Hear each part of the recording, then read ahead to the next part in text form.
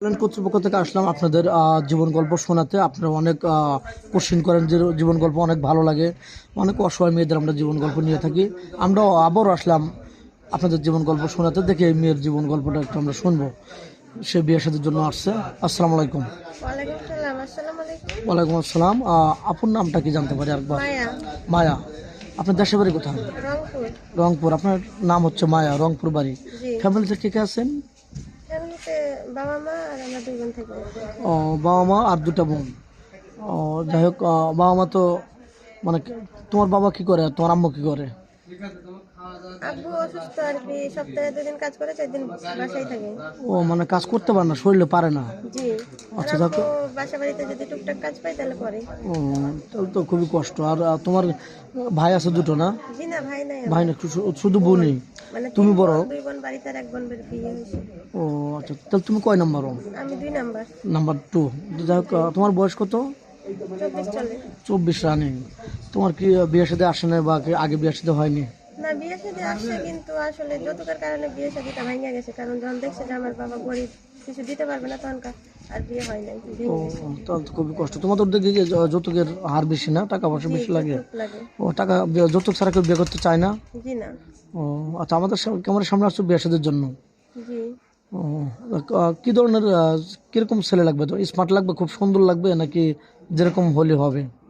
না, এই সময়টার দরকার নাই, ছেলে যেমনই হোক না কেন সেটা ব্যাপার না, সে আমাকে সারা জীবন পাশে রাখলে হবে। তুমি চাচ্ছ যে সে তোমাকে আগলে রাখবে, কষ্ট দেবে না, ম্যাম যেমন হোক, চেহারা দেয়া হবে না, চেহারা দিয়ে পানি খাবে না, কিন্তু জি।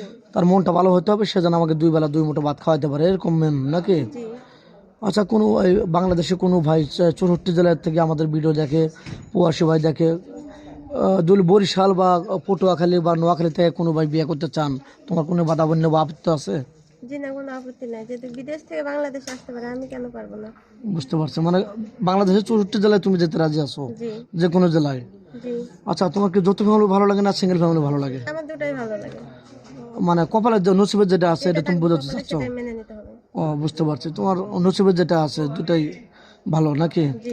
যাই হোক, কোনো প্রবাসী ভাই তোমাকে বিয়ে করে বাংলাদেশে রেখে গেলেন, শ্বশুর শাশুড়ি তোমার হাতে দায়িত্ব দিয়ে গেলেন, তাদের সাথে তুমি বাজে রিয়েট বা খারাপ রিয়েট করবে কিনা?